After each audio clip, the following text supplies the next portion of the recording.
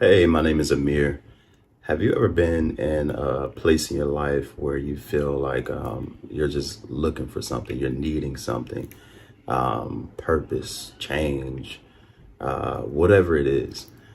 I wanted to talk about why I recently reverted to Islam. I say reverted because we're all born Muslim. They say we're all born Muslim. And so if you find Allah later on in your life, then you're just reverted, not converted. And so with that being said, just to start, my mom was a Muslim. I believe she grew up with not really any faith. Maybe she was a Christian. I don't know. I have to talk to her more about it. But I know when she was 19 that she reverted to Islam. And I believe that lasted for about 8 years, where she was praying every day and 5 times a day. And, she was devoted and on Deen. After that, I think she was just, kind of just going through the motions of life, up until the point to where I was about 8 years old and we moved back to Georgia back to Jersey, from Ohio. We moved around a lot. But we moved back to New Jersey from Ohio when I was about 8 years old, and we stayed with my aunt for a while. I believe it was like 3 to 6 months while we did that transition. And in that time, well, my aunt, she's a minister. And because she's a minister, I think then we took on her life, Christianity.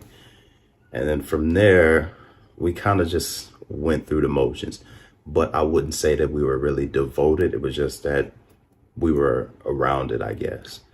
And so we took on that life. And then up until the time I was about, I would say 14, like I kind of was already researching my own thing and trying to figure out, our heritage, where we're from. And then I ran into things online about how even Christianity or Islam even got to Africa. So I researched that, and by the time I was 16, I was speaking about it a lot. I even not joked around, but I even told my friends once we moved back to Ohio that I'm a Muslim. And I was researching, Prophet Muhammad. I was researching back then. I ran into Mansa Musa. Not ran into. I've researched him because he was the richest man in the world, and he practiced Islam as well. So there's always been this kind of me searching for who I am, searching for something. And growing up, my younger brother and sister, their father, he had his own demons. But one thing that I remembered about him is that he was on his Deen. He prayed religiously. I remember him doing his voodoo. I remember him praying 5 times a day, even with everything that he had going on. He still got down and prayed 5 times a day, and it got him through what he was going through, And so since then, he like I said, he was really the first person, even before we came back to Jersey and started practicing Christianity. It was him. He was the first person I saw that actually got down and prayed, and so he was that example from a Islamic standpoint. And then once we got back to Jersey and we started going through the motions of everything, like I've always been kind of searching for who I am. And then for the past few years, I've been I have notes here because I don't know what I'm doing. For the past few years, like I've always talked to my mom about her life and kind of why she took her shahada, why she got away from the Deen, and just asking her questions. And like I said, she was devoted for 8 years, and then now she's the one. Last year she gave me my voodoo book that was teaching me on how to do voodoo and everything else. So she's very supportive in that way, but she's not on the Deen herself. And one thing that I appreciated about the Quran is it's never changed. After all of these years, all of these centuries, it's never changed. And you can't say that about every other, book. It hasn't changed. They have an English version, but it hasn't changed. There's only one Quran.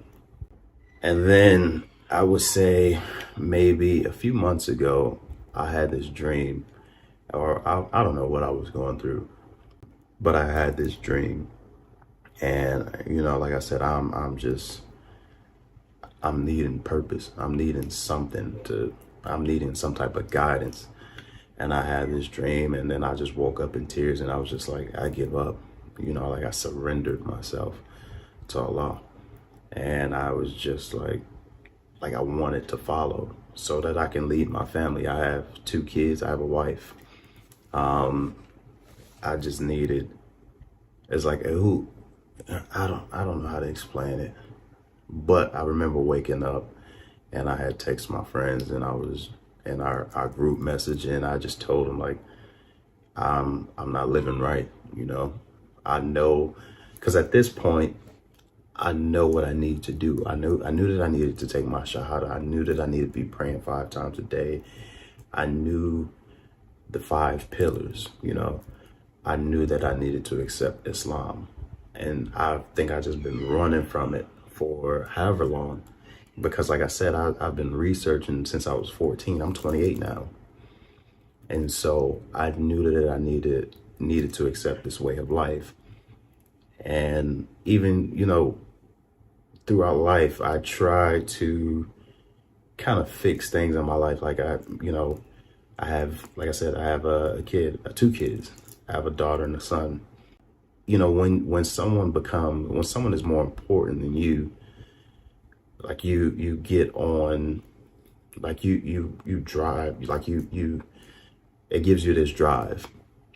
And so to take care of them and to protect them and to provide for them.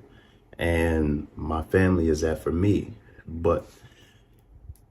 and they have been, but there has to be more, there has to be something bigger. I knew that there's something bigger than me. I know there's something bigger than all of us. And so, like, I would just try to change things in my life. Like back in 2018, I had quit my job that I've been working at for 5 years as a car salesman. And because I just wasn't fulfilled. And like, I just risked everything. And at that point in my life, I was just on this, this wave where I just thought that, like, hey, we're all gods. And there's only one God, there's only one God. But I do still think that as humans and as beings, we do have a certain amount of control of our own lives. And so, yeah, I will get down and pray, but I'm also going to do the work. I'll ask Allah for whatever it is that I need, but I'm also going to do the work. But back in 2018, like it was just about me. But even then, I always knew that it was something bigger than me. There's something bigger than just my family, and then with everything that's going on in the world, they needed me, and I needed something else. Like I needed to be following something else, somebody else. I don't know if that makes sense. It makes sense to me. So, but let me get back to the dream. So I had this dream, woke up in tears, and I just surrendered myself, text my friends, and like, I need to get right. A week goes by, and I meet up with a guy that, like, I don't know anyone in Ohio that's Muslim. I don't know anybody here that's Muslim. And so I remember that the guy that gave me my CCW, My CCW is just a license to carry my gun. He's actually, he practices Islam as well. And so I sat down with him. I told him how I was feeling. I'm like, I need to do this. You know, I want to be I need to be a Muslim. And so he sat down with me. We had a good lunch or whatever. We spoke some business, but nothing happened after that. And so I was like, okay, at this point, I've already ordered a prayer mat, and, you know, I got on YouTube and started learning how to pray. Maybe 2 weeks go by and I call my younger brother and sister. I called their father and I'm like, hey, you're the first person I've seen pray. I know, you know, you've been on this team for many years. And so are you able to give me my shahada over the phone? Because he's in Jersey, I'm in Ohio. And he said, yeah, the only witness, the Allah, you know, is our witness. And so he gave me my shahada over the phone. Since then, I've been slowly getting to 5 prayers a day. For the last, I would say, week, I've been doing 5 prayers a day. I've been making it to the Masjid. And I even had anxiety about that because it's just like walking into a Masjid and like, I don't know what I'm doing, you know. I don't know these people. I'm not gonna interrupt somebody while they're praying and say, hey, you know, can you help me? And I'm just kind of standoffish. I wouldn't say that I am an introvert, but I can turn on, like, I know when to turn things on and when to turn it off, you know. But naturally, I'm not in people's faces. I'm not trying to be the center of attention. But what I want to do with this channel, I want to pretty much, it's like a journal to me, just to document this journey. And I would say I want to spend the next 10 to 20 years trying to learn the Quran, like, and memorize it by heart. I know there's people out there that know it by heart. And so that's a goal of mine. Also, one of the goals even that I had even before becoming a Muslim, like once the pandemic started, one of the goals I had is to kind of bring like-minded individuals together. And this was even before the pandemic. I remember talking to my wife about this in 2018, 2017. I said, I want to have my own community. I want to bring people together that's like-minded, where we can live off the earth and, you know, raise our own food and make sure everything is done the right way. That way we can eat the right way. I want to homeschool my children. Like right now, last year we homeschooled my daughter, but right now she's back in school. And so that's one of my goals, is to pull her back out of school. But it's just a lot for just 2 people to do.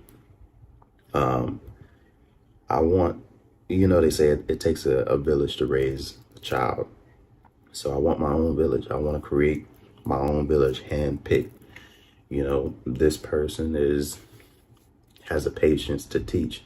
This person is a natural healer. This person is a great cook. This person does this, you know, and just build my own community around me of good people that you can trust. And just other goals for this channel, like I said, is obviously just to document my journey in Islam. As I learn more, I'll teach more. Well, not teach more, but I'll share and just try to spread Islam as much as I can. There is a peace that comes with this. There is a love. Like when my first time at the Masjid, they embraced it. Like there wasn't many words because everybody was praying, but when I went up, one of the elders, he put his hands like this and pray right here, right next to me, brought me in right close to him. And so, yeah, and there's like a standard I want to hold myself to. I needed this, Dean. I needed this discipline, and I still meditate as well as pray. Prophet Muhammad, he meditated as well, and so I'm gonna document everything that I do in this, Deen, and within the next few years, I'm gonna build that community of people that we can trust. I can trust. Bringing my daughter back home from school and homeschooling her, and also sharing the Deen with her, sharing the Deen with my son when he gets of age. My daughter's 6, my son he's only 6 months old. And I share my story with you guys as well, and bring you along on this journey, and hopefully we can spread the Deen and grow together. Thanks for listening.